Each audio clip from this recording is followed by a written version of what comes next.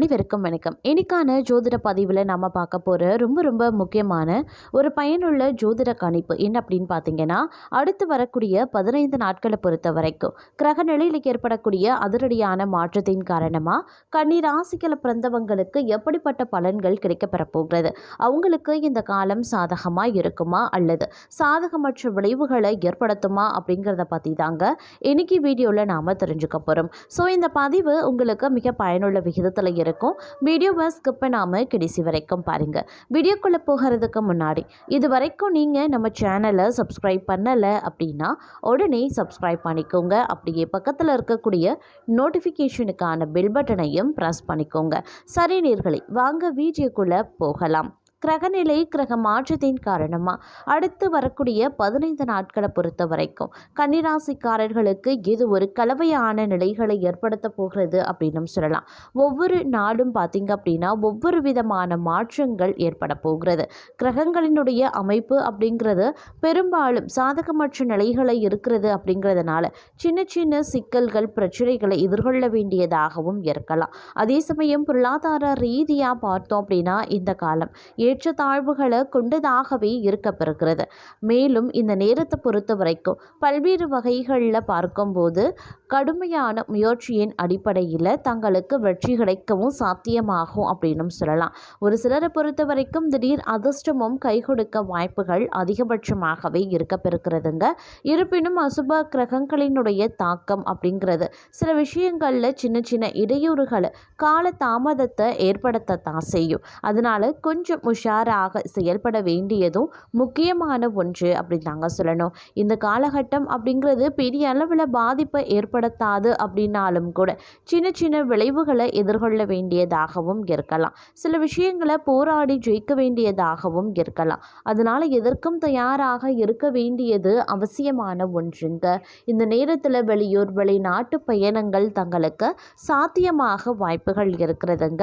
வெளியூரில் சென்று வேலை செய்யணும் இல்லை செட்டில் ஆகணும்னு நினைக்கிறவங்களுடைய கனவுகள் நினைவாகக்கூடிய ஒரு காலகட்டம்.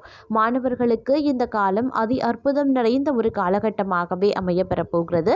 இந்த நேரத்தில் தங்களுடைய வாழ்வாதாரம் சிறப்பாகவே இருக்க பெறும் அப்படின்னாலும் சின்ன ஏற்றத்தாழ்வுகளை சந்தித்தாக வேண்டிய சூழ்நிலையும் இருக்கத்தான் செய்யும் அப்படின்னு நான் சொல்லணும். அதே மாதிரி இந்த காலகட்டத்தில் பல்வேறு வகைகளில் பார்க்கும்போது நன்மைகள் ஏற்படவும் வாய்ப்புகள் இருக்க பெறுகிறதுங்க.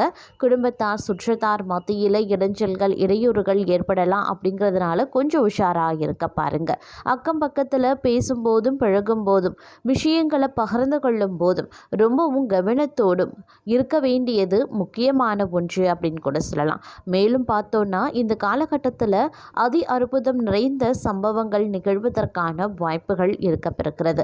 ஆன்மீகத்தின் மீது ஆர்வம் தங்களுக்கு அதிகரிக்கவும் செய்யலாம்.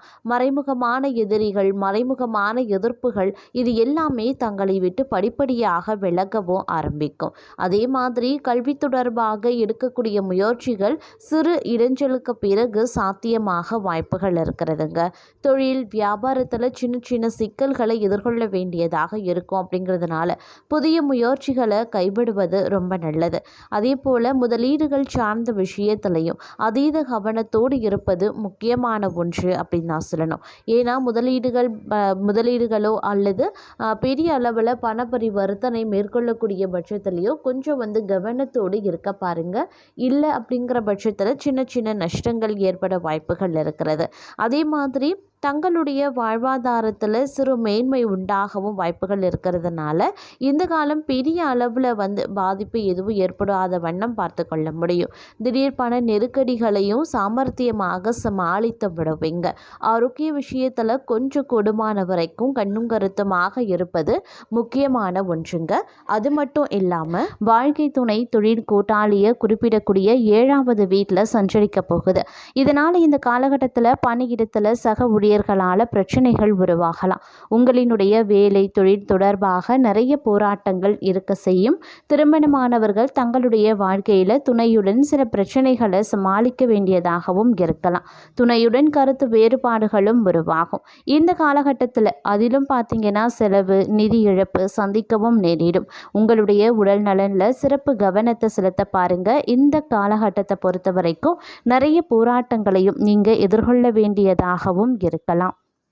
அதே சமயம் மற்றொரு புறம் பார்த்தோம் அப்படின்னா இந்த காலகட்டத்தில் கன்னி ராசிக்கு 7வது வீடான சப்தமஸ்தானத்தில் சனி மற்றும் ராகுவினுடைய சேர்க்கையும் நடக்க போகுது. இந்த கிரகங்களினுடைய சேர்க்கை காலத்தில் உங்களுடைய உடல் நலனில் கூடுதல் கவனத்தை செலுத்த பாருங்க. வாழ்க்கை துணை தொழில் கூட்டாளி ஸ்தானத்தில் இந்த சேர்க்கை நடக்கிறதுனால திருமண வாழ்க்கையிலையும் கருத்து வேறுபாடுகள் அதிகரிக்கலாம்.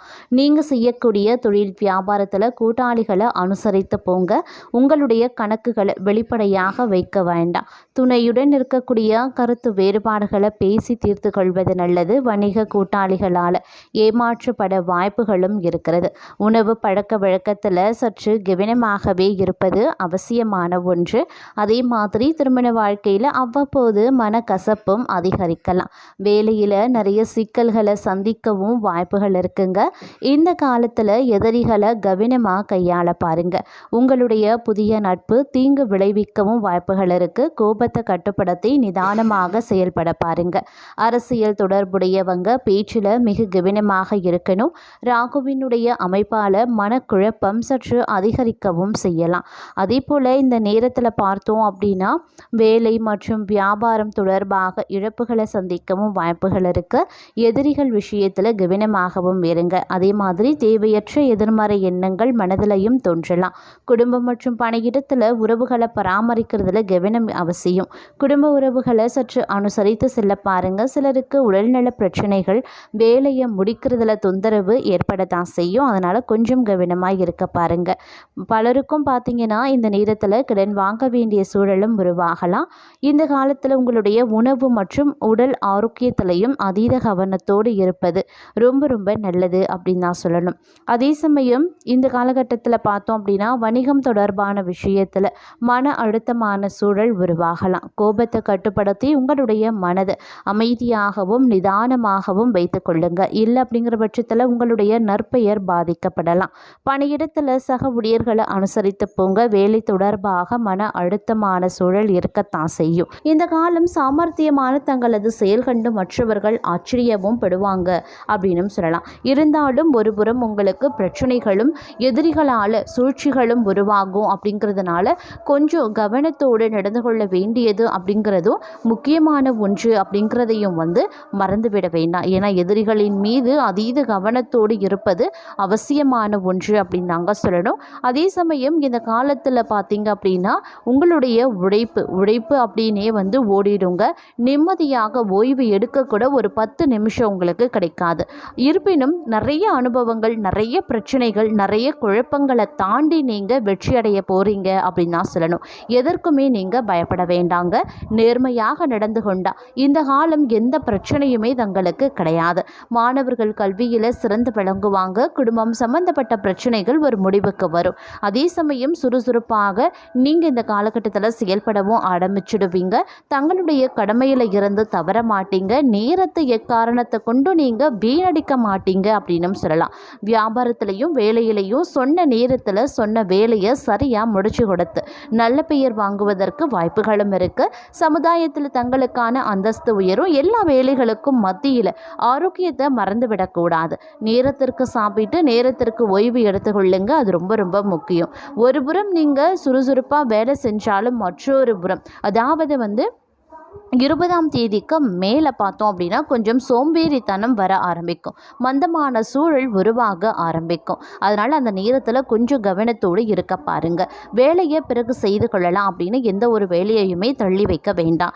அன்றாட வேலையை அன்றாட முடிச்சிட்டிங்க அப்படின்னா இந்த காலம் உங்களுக்கு சந்தோஷமாக இருக்கும். இல்லை அப்படிங்கிற பட்சத்தில் எல்லா வேலையையும் இந்த காலகட்டத்தில் உங்களுடைய தலைக்கு மேலே பாரமாக விழும் வாய்ப்புகள் அதிகமாகவே இருக்குது. அதனால் கொஞ்சம் கவனத்தோடு இருங்க. அதே சமயம் அதிகாரிகள் அதாவது மேலதிகாரிகளை அனுசரித்து செல்ல பாருங்க. இருக்கக்கூடிய வேலையை தக்க வைத்து கொள்ளவும் பாருங்க. வியாபாரத்தில் வாடிக்கையாளரோடு பார்ட்னரோடு வாக்குவாதம் செய்ய வேண்டாம். அனுசரணை அப்படிங்கிறது ரொம்ப ரொம்ப தேவைங்க. இந்த காலத்தில் நினைச்ச வேலைகள் எல்லாம் நினைச்சபடி முடியறதுக்கு சிறிது காலதாமதம் ஆகத்தான் செய்யும். வேலைகளையும் வியாபாரத்திலையும் தங்களுடைய கடின உழைப்பின் காரணமாக மட்டுமே முன்னேற்ற பாதையை நோக்கி நீங்கள் பயணத்தை மேற்கொள்ளவும் முடியும். இருப்பினும் இறைவனினுடைய ஆசிர்வாதம், முன்னோர்களினுடைய ஆசிர்வாதம் தங்களுக்கு பரிபூரணமாகவே கிடைக்கப்பெறும். புதிய முதலீடுகளை செய்வதற்கு முன்பாக யோசித்து செய்ய பாருங்க. மாணவர்கள் கல்வி சம்பந்தப்பட்ட விஷயத்திற்காக வெளிநாடு பயணங்கள் மேற்கொள்ளலாம். இருப்பினும் உங்களுக்கு நல்லதே நடக்கும், கவலைப்பட வேண்டாம். இருந்தாலும் முன்கோபத்தை மட்டும் கொஞ்சம் குறைத்து கொள்ளுங்க. அடுத்தவர்களுடைய உணர்வுகளுக்கு மரியாதை கொடுப்பதும் ரொம்ப ரொம்ப நல்லது அப்படின்னு தாங்க சொல்லணும். அதே மாதிரி எதிர்பாராத ஒரு நன்மை தங்களுடைய வாழ்க்கையில் நடைபெற போகிறது. அது குடும்பம் சம்பந்தப்பட்ட விஷயத்தில் நடக்கலாம், அப்படி இல்லைன்னா வேலை சம்பந்தப்பட்ட விஷயத்தில் நடக்கலாம். நீண்ட நாள் ஆசை நிறைவேறுவதற்கு வாய்ப்புகள் இருக்குது.